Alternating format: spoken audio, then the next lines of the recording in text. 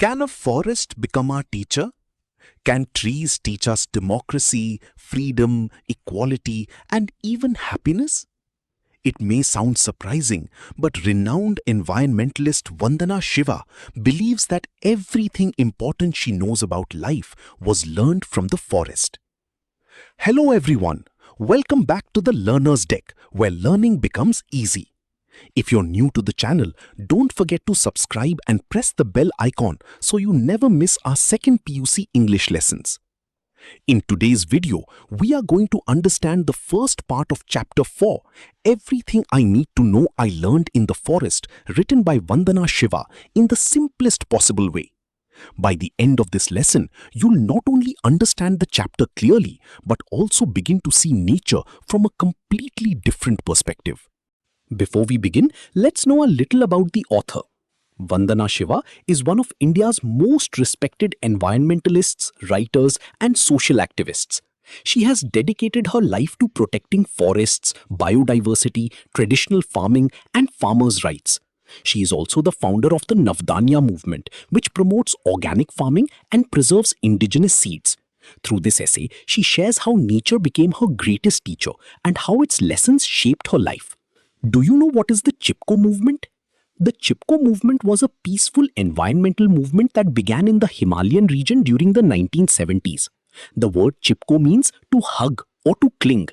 People, especially women, hugged trees to stop them from being cut down. It became a powerful symbol of protecting nature through non-violence. Women were the backbone of the Chipko movement. They bravely stood in front of the trees, hugged them, and refused to let anyone cut them down.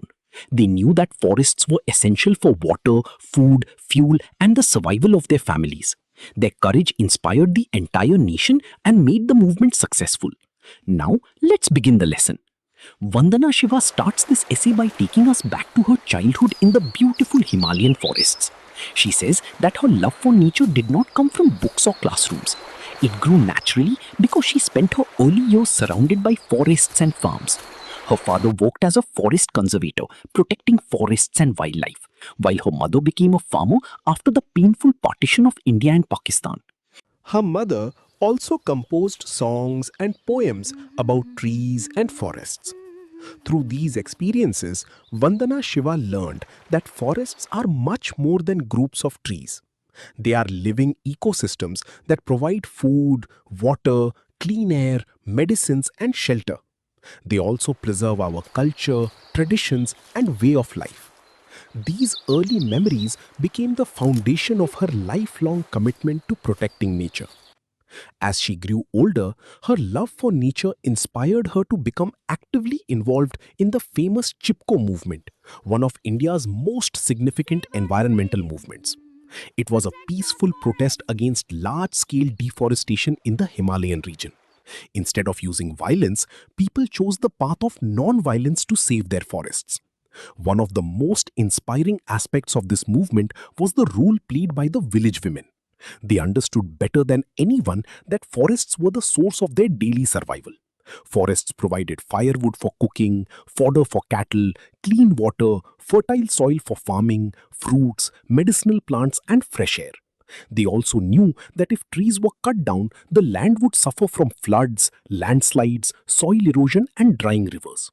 When contractors arrived to cut the trees, these courageous women hugged the trees and declared that if anyone wanted to cut them down, they would first have to feast the women themselves.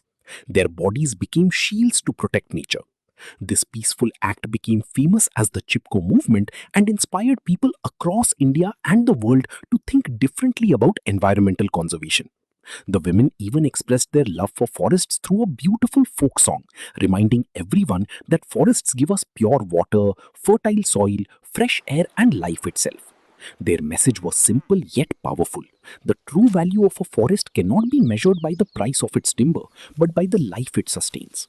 Vandana Shiva then shares a deeply personal experience that changed the direction of her life.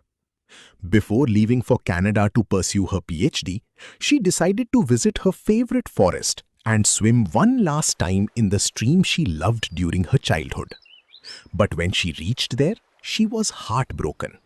The beautiful forest had been destroyed. The lively stream had almost dried up, with only a small trickle of water remaining. Imagine visiting your favorite childhood place after many years and finding it completely changed or destroyed. That was exactly how Vandana Shiva felt. This painful experience changed her forever. She realized that if people remained silent, many more forests would disappear. From that moment, she decided to dedicate her life to protecting nature and joined the environmental movement with renewed determination. As she continued working with forests and farmers, Vandana Shiva understood another important lesson. Protecting forests alone was not enough. Nature survives because of biodiversity, the rich variety of plants, animals, birds, insects, and microorganisms that live together in harmony. She explains that when people fail to understand biodiversity and its many functions, both nature and human culture become poorer. In her book, Monocultures of the Mind, she points out that failing to value biodiversity is one of the main reasons behind the destruction of nature and the weakening of our culture. In simple words, when we depend on only one type of crop or ignore nature's rich diversity, we disturb the natural balance and create many environmental problems. The valuable lessons she learned from the Himalayan forests did not remain limited to the forests alone. She applied those lessons to agriculture as well. She began collecting and preserving traditional seeds from farmers' fields because she realized that many native seed varieties were gradually disappearing. Soon, she understood that preserving seeds alone was not enough. Farmers also needed a place where they could learn, receive training, and experience sustainable farming in practice. With this vision, she established Navdanya Farm in 1994 in the Doon Valley of Uttarakhand. It became a center for training, demonstration, and biodiversity conservation. Today, the farm conserves hundreds of traditional varieties of rice, wheat, and many other crops. It also promotes biodiversity-based farming, which produces more nutritious food while protecting the environment. According to Vandana Shiva, conserving biodiversity is one of the best solutions to the growing food and nutrition crisis. She further explains that the Navdanya Movement, which she started in 1987, has now spread across India. Through this movement, more than 100 community seed banks have been established, and over 3,000 native rice varieties have been preserved. The movement also helps farmers shift from fossil fuel and chemical-based farming to eco-friendly, biodiversity-rich farming that works in harmony with nature. Vandana Shiva concludes this section with a beautiful message. She says that biodiversity has been her greatest teacher. It has taught her the values of abundance, freedom, cooperation, and mutual sharing. Just as every living organism in a forest supports one another, we too can build a healthier, happier, and more sustainable world by learning to live together in harmony with nature. And with this beautiful message, we come to the end of part 1. In this part, we learned how Vandana Shiva's childhood, the Chipko movement, and the concept of biodiversity shaped her life and inspired her to start the Navdanya movement. But her journey doesn't end here.